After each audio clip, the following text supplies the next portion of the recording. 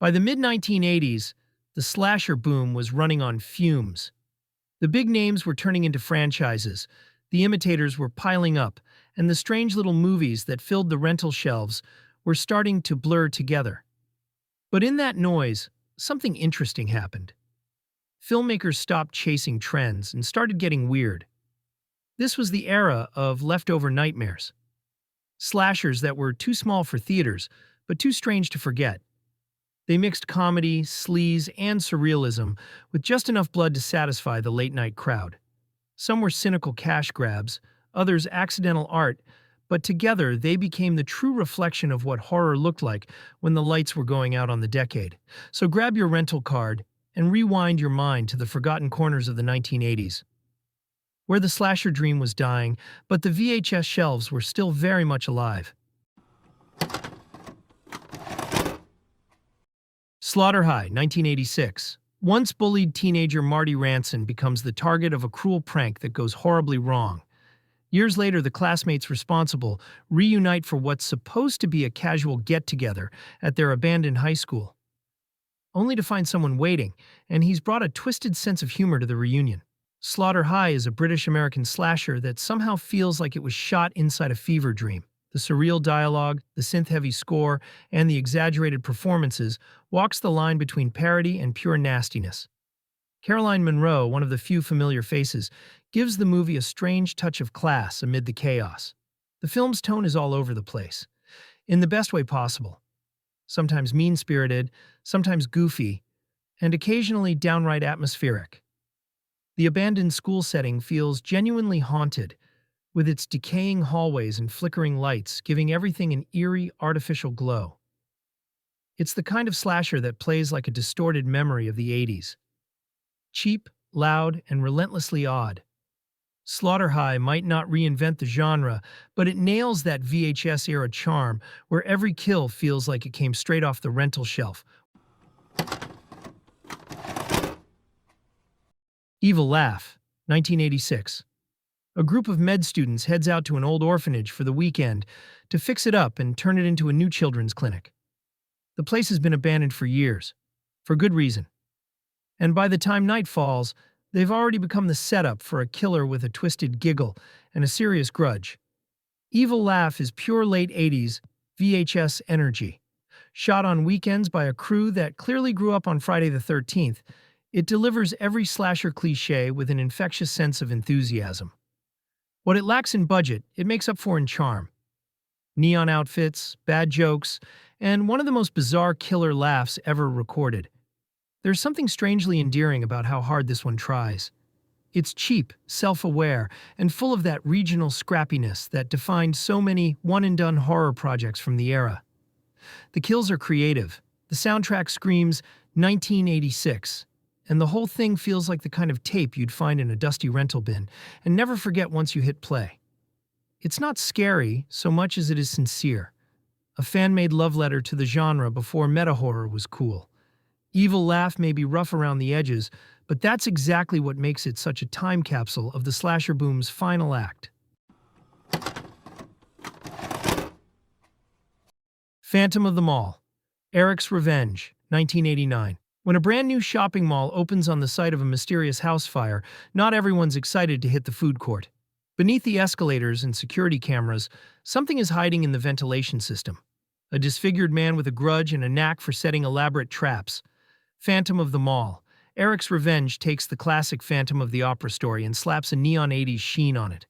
There's a killer lurking in the air ducts, a mall filled with synth-pop energy, and even a young Pauly Shore playing a breakdancing sidekick. It's part slasher, part soap opera, and completely soaked in that late 80s mall culture excess. What makes it fascinating is how earnestly it tries to blend tragedy and teen melodrama. The result feels both absurd and strangely endearing. Explosions, love stories, and heartfelt monologues about lost dreams, all set against the glow of fluorescent lights and mall music. It's the kind of movie that couldn't exist in any other decade. Overproduced, underwritten, and completely in love with its own style. Phantom of the Mall isn't scary so much as surreal, a time capsule of when even revenge tales came with food courts, fashion shows, and too much Aquanet. Berserker, 1987. Deep in the forests of Utah, a group of friends heads out for a weekend of camping, drinking, and general bad decisions. But the woods have a legend. Long ago, Viking settlers cursed the land, and when the Berserker rage takes hold, their spirits supposedly return to hunt the living. It's a strange premise. Nordic mythology meets American slasher. But that mix is what makes Berserker so fascinating. On the surface, it's another Teens in the Woods setup, complete with denim shorts, campfire stories, and slow pans through fog. But what sets it apart is its mood. The film feels damp, quiet, and eerie. You can almost smell the pine needles and cold air through the grain. The kills are spaced out, but the tension comes from the atmosphere. Long, moody shots and the unsettling idea that something ancient is stalking just beyond the trees. Berserker never quite decides if it's a supernatural horror movie or a grounded slasher, and that's part of its charm. It's caught in that weird space between myth and grindhouse, where every choice feels slightly off but oddly perfect for the time. The result is a film that feels like a local legend itself, half-remembered, quietly haunting, and unmistakably born from the golden age of VHS horror. Fatal Games, 1984. At a small athletic training academy, a group of young competitors prepares for the Olympic trials, until someone starts picking them off one by one with a javelin. The killer stalks the locker rooms and practice fields, turning the world of dedication and discipline into a blood-soaked murder mystery. Fatal Games is one of those movies that feels like it was made on pure genre instinct. It's a slasher with no pretense, no high concept, just a bizarre setup, a gym full of red herrings and a string of oddly choreographed kills. The acting is stiff. The dialogue sounds like it was dubbed from another planet, and yet it's impossible not to keep watching. The film has this strangely hypnotic tone, pastel leotards, echoing gyms, and a synth score that sounds more like a fitness tape than a horror soundtrack. Every scene feels both earnest and slightly off, like a parody that doesn't realize it's one. What keeps Fatal Games memorable isn't tension or gore, it's the sheer audacity of it all. A sports slasher about javelin murders sounds like a joke, but this movie commits completely. It's campy, clumsy, and completely sincere. The kind of tape that turned accidental absurdity into cult longevity. Doom Asylum, 1987. A group of friends explores an abandoned mental hospital, only to discover that it's not as empty as it looks. Lurking in the shadows is a disfigured former lawyer turned mad surgeon, still bitter, still bloody, and armed with medical tools that definitely weren't meant for patients. Doom Asylum is one of those movies that feels like it was made entirely out of leftover reels from 10 other slashers. It's chaotic, cheap, and completely self-aware, mixing bad jokes, rubber gore, and over-the-top performances that flirt with parody. The killer monologues, the victims argue about movies, and half the dialogue sounds like it was improvised on the spot. But that's exactly why it works. This isn't about scares, it's about tone. The movie moves like a punk comedy of errors, absurd deaths, screaming metal guitar riffs, and editing that feels more like a fever dream than a script. And somewhere underneath all that chaos, you can tell everyone's having fun with it. It's the kind of horror movie you can't take seriously, but also can't forget. Doom Asylum exists in that special corner of 80s horror, where the line between slasher and spoof completely disappears, and somehow that makes it even more entertaining. Out of the Dark, 1988. When a killer clown starts targeting the employees of a phone sex hotline, what follows is part thriller, part black comedy, and entirely soaked in late 80s sleaze. The women who work the night shift become both prey and protagonists as they try to uncover who's behind the clown mask, a mystery that gets stranger with every call. Out of the Dark is one of those unmistakably LA horror films, neon lights, palm trees, and constant rain on wet pavement that somehow looks straight out of a music video. It's filled with familiar faces from the era, Karen Witter, Tracy Walter, Bud Cort, all delivering performances that teeter between serious and self-aware. The movie plays like a crossover between a slasher, a neo-noir, and a Skinamax fever dream. It's stylish, grimy, and bizarrely confident in its own tone. The killer's clown persona gives it just enough surrealism to elevate it from typical thriller fare, while the score and cinematography scream 1988 in the best possible way. It's not scary so much as hypnotic, the kind of movie you half remember from a late-night cable run and wonder if you dreamed it. Out of the Dark is glossy trash done right, weirdly seductive, unapologetically 80s, and impossible to forget once you've seen that smile. X-Ray, 1982. When Susan Jeremy checks into a hospital for a routine medical exam, she ends up trapped in a sterile maze of madness. Somewhere in the building, a masked killer has switched her records and begins stalking her through endless white corridors, turning the entire hospital into a death trap of fluorescent lights and surgical steel. Also known as Hospital Massacre, this early 80s slasher takes one of the safest, most clinical environments imaginable and makes it feel deeply unsafe. Directed by Boaz Davidson and starring Barbi Benton, the film turns medical horror into something dreamlike and disorienting, more fever nightmare than reality. Every hallway looks the same, every face feels slightly off, and the sense of paranoia builds with every scene. What's fascinating about X-Ray is how it merges the early slasher formula with psychological unease. It's bloody and exploitative, sure, but it's also strangely hypnotic, lingering on details that make you feel trapped right alongside the victim. The lighting, the sound, even the hospital machinery itself starts to feel alive.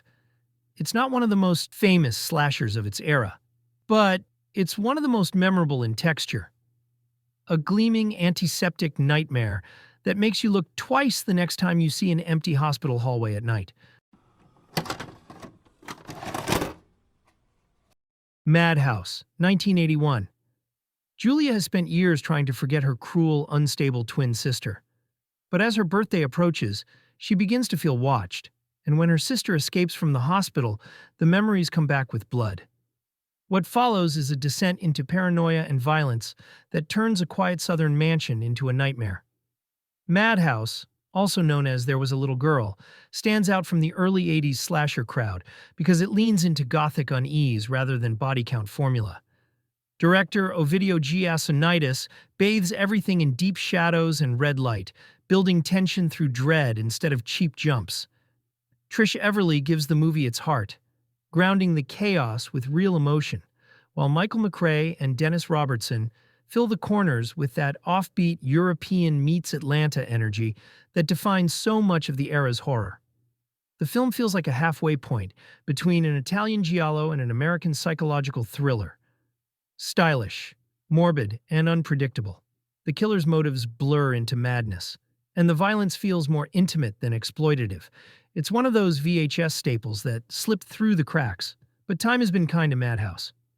It's eerie, elegant, and just unhinged enough to remind you how strange and fearless early 80s horror could be. Scarecrows, 1988. A group of mercenaries hijacks a plane, steals a pile of cash, and parachutes into the wrong part of nowhere, a dark, overgrown farmland surrounded by rotting scarecrows that seem just a little too lifelike. As night falls, the men realize they aren't alone, and something ancient and malevolent is using those fields as its hunting ground. Scarecrows is a movie that lives and dies by atmosphere. There's almost no music, barely any humor, and no comforting rhythm. Just wind, insects, and whispered radio chatter echoing across empty fields. It feels damp, heavy, and haunted, shot in deep shadows that make every scarecrow look like it's about to move. The pacing is slow but deliberate, creating tension through silence and isolation instead of jump scares. When the violence hits, it's sudden, brutal, and strangely beautiful. The work of filmmakers who knew how to make something cheap feel unnervingly real. While most slashers of the era were loud and cartoonish, Scarecrows plays it straight, and that seriousness makes it stand out. It's grim, mean, and genuinely eerie. One of the few low-budget horrors from the 80s that actually feels cursed, like a bad dream caught on tape. Looking back, the end of the 1980s was when horror started to eat itself. Sequels, imitators, and experiments all colliding in a mess of blood and broken dreams. But hidden in that chaos were films that refused to die. Weird, and sometimes unintentionally brilliant. They weren't built to last, but they did anyway. Surviving on bootlegs, word of mouth, and that strange loyalty only VHS fans understand. If you enjoy digging through this kind of forgotten horror, make sure to like, subscribe, to keep exploring the dark corners of movie history. Thanks for watching, and remember, always be kind and rewind, because every movie is someone's favorite.